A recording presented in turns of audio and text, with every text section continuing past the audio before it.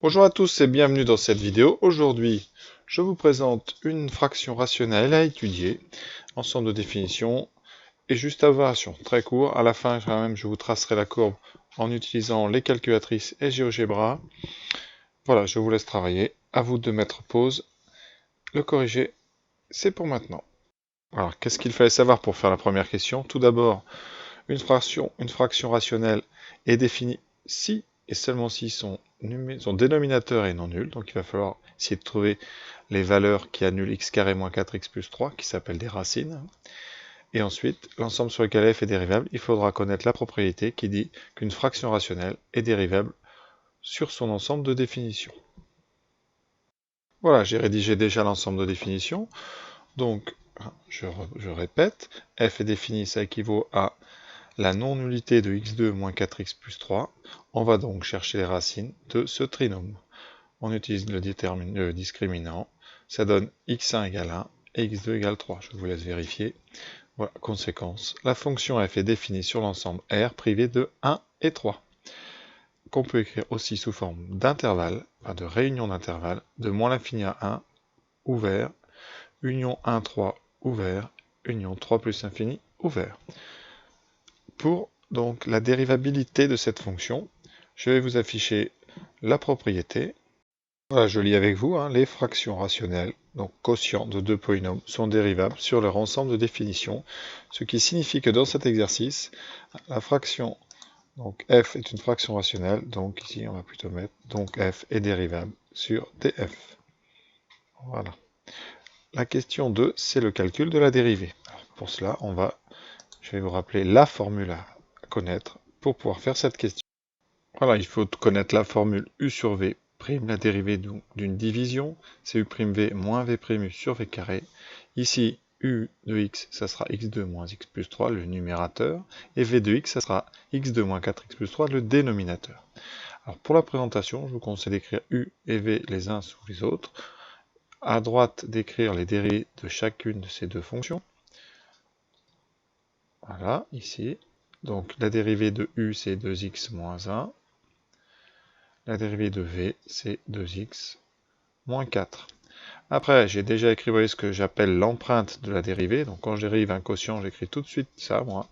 Et je vais remplir au fur et à mesure les espaces. Alors, le premier espace, c'est toujours u'. Donc on part selon cette diagonale ici. Voilà. Donc c'est 2x moins 1.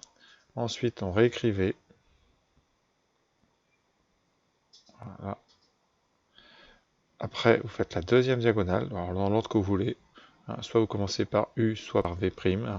Dans la formule que j'ai donnée, on commence par v', donc je vais respecter cela, mais vous pourriez commencer par u, ça ne change rien. Donc moi je vais la faire dans ce sens-là.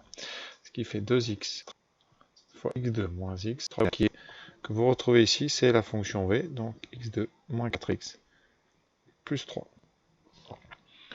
Et on va développer le numérateur, et on va, dans cet exercice, c'est rare, mais essayer de faire un petit peu des choses sur ce dénominateur. Mais tout d'abord, je vais développer le numérateur.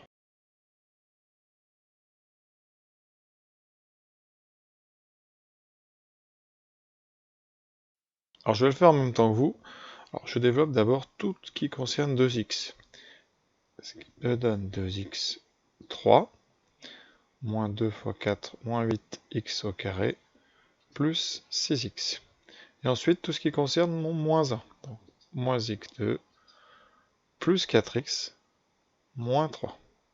Après, quand il y a un moins, on développe d'abord sans s'occuper du moins, et on enlèvera les parenthèses après. Et c'est pareil, je m'occupe d'abord du 2x, ça fait 2x 3 moins 2x2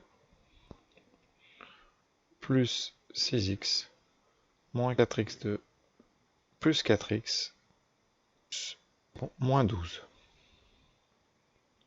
J'aurais dû prévoir un trait un peu plus long. Et n'oubliez pas de réécrire en dessous 4x plus 3. Vous voyez ici, je vais quand même gommer pour que ça soit plus lisible. Et là, je vais après commencer à regarder un peu ce qui s'annule.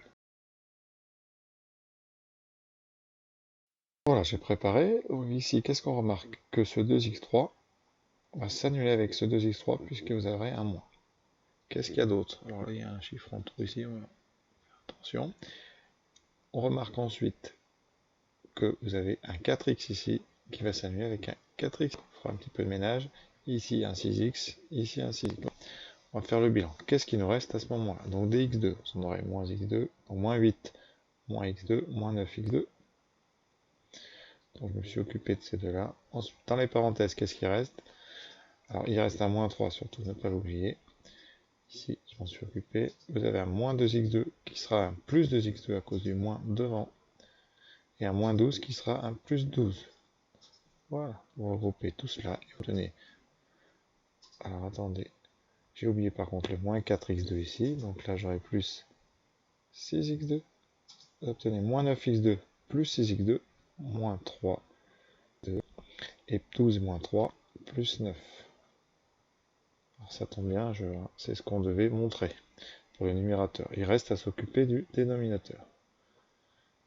x2 moins 4x plus 3 au carré. Alors on va réutiliser ce qu'on a vu pour l'ensemble de définition. Alors on sait que 1 et 3 sont racines justement du dénominateur. Donc on peut factoriser x2 moins 4x plus 3 en x moins 1 fois x moins 3. Et quand on met au carré, eh bien vous aurez x moins 1 au carré fois x moins 3 au carré.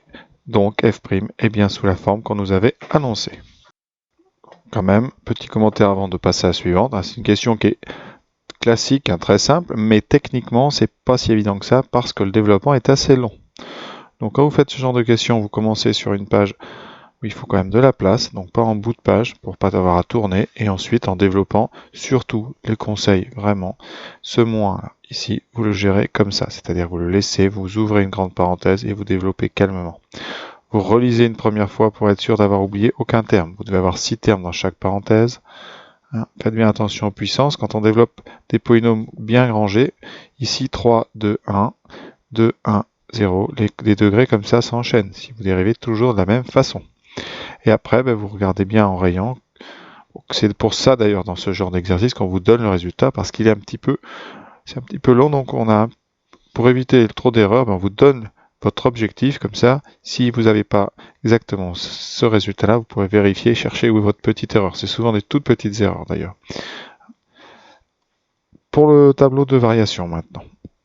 Pour l'étude des signes, sur l'intervalle 1,1, 2,9, le dénominateur est strictement positif, car d'abord, vous voyez bien, ce sont deux carrés, c'est V, donc c'est un carré, et les différents zéros, puisqu'on est sur l'ensemble des F qui a enlevé justement les valeurs qui annulaient ce dénominateur, c'est-à-dire qu'on a enlevé 1 et 3, et les valeurs qui annulent le dénominateur de F'.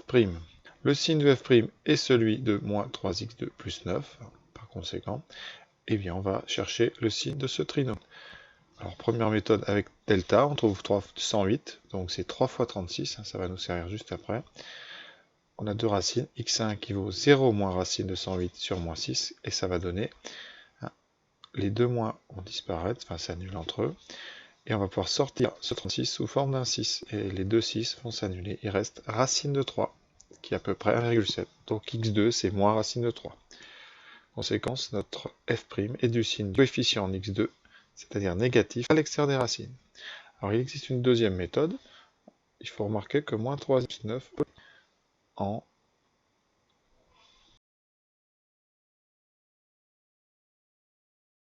moins 3 fois x carré, moins 3, et ça, à l'intérieur, vous voyez, c'est une identité remarquable, ça donne x moins racine de 3 fois x plus racine de 3.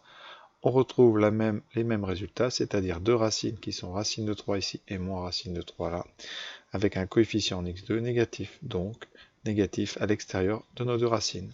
Reste à faire le tableau. Voilà, entre 1,1 et 2,9, la racine de 3 est entre les deux, et on a dit que f' est négatif à l'extérieur. Alors comme moins racine de 3 est à gauche, l'extérieur est ici, la colonne de droite. Donc là on aura un moins, et ici un plus. La fonction f est croissante, puis décroissante. Maintenant on va utiliser la machine pour donner les valeurs qui sont au bout des flèches, c'est-à-dire les extrémums locaux. J'allume donc la calculatrice. Là, pour remplir le tableau, j'ai allumé la calculatrice. Ici, donc plus, moins, plus, croissant, décroissant. J'ai rempli la formule, vous voyez, ici. Ensuite, je vais dans le tableau et j'indique les valeurs qui m'intéressent. 1,1, par exemple, ici. Ça affiche moins 16,36. Racine de 3, je tape racine de 3. Ça m'affiche moins 4,598. Je vais rectifier sur ma copie puisque j'avais mis 5,56, c'est 5,98. Voilà, avec une Texas rapidement. Vous tapez l'expression en YA en passant par Y égale X au carré moins X plus 3 divisé, ça vous savez tous faire, je pense quand même, c'est jamais, moins 4x plus 3 dans la parenthèse, voilà. Et on va dans table. Alors le problème dans table, vous n'aurez pas toujours les valeurs qui vous intéressent, et sur une Texas, parfois vous ne pouvez pas aller à la demande. Alors pour régler ça, vous allez dans le réglage du tableau, et ici au lieu de mettre automatique, vous mettez ask, qui en français doit être écrit demande. Donc vous descendez, voilà, vous mettez demande, et comme ça, quand vous avez en table, vous pouvez, le tableau est vide, mais par contre, vous pouvez demander les valeurs qui vous intéressent. Racine de 3, et bien vous mettez racine de 3. Voilà, vous voyez. Alors pour la Casio, pour tracer la courbe, on écrit la fonction dans le menu graph, on fait draw. Voilà, alors elle n'est pas bien cadrée, c'est normal. Ensuite, on va dans Window, et une fois qu'on a le tableau, on inscrit plus petite valeur pour X, 1,1. Ensuite, pour Y, c'est 2,9. Et pour Y minimum, vous mettez moins, ici à peu près moins 45, voilà. Pour garder dans le tableau, en fait, ici, ouais, moins 45, et la plus grande, ça sera moins 5. Alors, si vous voulez garder l'axe horizontal, il faut donner une valeur positive, sinon vous n'aurez plus d'axe. Donc je vais mettre 1, voilà, comme ça. Voilà, vous voyez, elle sera comme ça sur cet intervalle, elle est bien croissante jusqu'à cet endroit-là à peu près, et après décroissante. Sur une Texas, on va dans Y égale, donc on allume la machine, par contre c'est mieux. Voilà, je sors d'ici, j'ai déjà rentré je crois la fonction, elle est rentrée, on met graph, on a le même problème, vous voyez, elle n'est pas bien cadrée du tout. Et là vous avez des petits soucis de représentation, puisqu'il y a des traits un petit peu délicats. Et bien on va dans le réglage, dans pas de tableau 7, dans Window, et on fait pareil, on va de X minimum 1,1, X maximum 2,9. Voilà. Ensuite, on va régler les Y, comme tout à l'heure, moins 45. Et on met une valeur positive pour avoir l'axe. Voilà. Si vous ne savez pas régler la fenêtre, la machine ne sert à rien. Donc, très important de savoir faire ça. Et graph, et vous voyez, j'ai le même dessin que sur voilà, la Casio. Alors, je peux vous montrer sur GeoGebra si vous voulez, pour un dessin plus net. Voilà, sur le GeoGebra, donc dans la zone de saisie en bas, j'inscris l'expression de la fonction, elle est enregistrée tout de suite. Voilà, elle est mal cadrée. Alors, contrairement aux calculatrices, on peut cadrer en direct. Donc, vous prenez cet outil ici, celui-là, il n'y a pas, voilà. Et vous pouvez comme ça la réduire. Effectivement, vous pouvez, voilà. Vous voyez, donc moi je veux de 1,1 jusqu'à 2,9. Alors, il y a un moyen de le faire avec GeoGebra. Vous mettez fonction. Voilà, vous choisissez fonction ici. Vous mettez le nom de la fonction ici, elle s'appelle f. C'est voilà, de 1,1 avec un point. Et ensuite jusqu'à 2,9. Voilà. Vous allez voir dans la fenêtre algèbre, vous avez ici la première et la deuxième. C'est la même expression, mais la deuxième est définie que sur, je vais mettre ça en plus grand, que vous voyez mieux. Voilà, elle n'est définie que sur 1,1, 2,9. C'est très clair ici dans la fenêtre. Donc je vais enlever l'affichage de la première. Je n'ai plus rien, c'est normal puisqu'on a vu qu'elle était en dessous. Elle est en moins 16. Donc je vais aller la chercher. Voilà, elle est ici. Vous voyez ?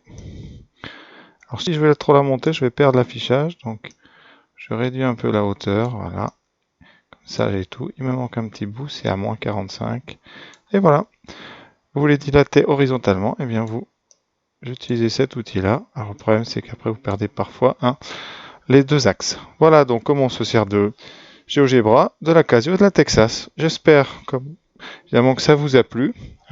Et à bientôt donc pour d'autres vidéos sur les fonctions ou d'autres thèmes.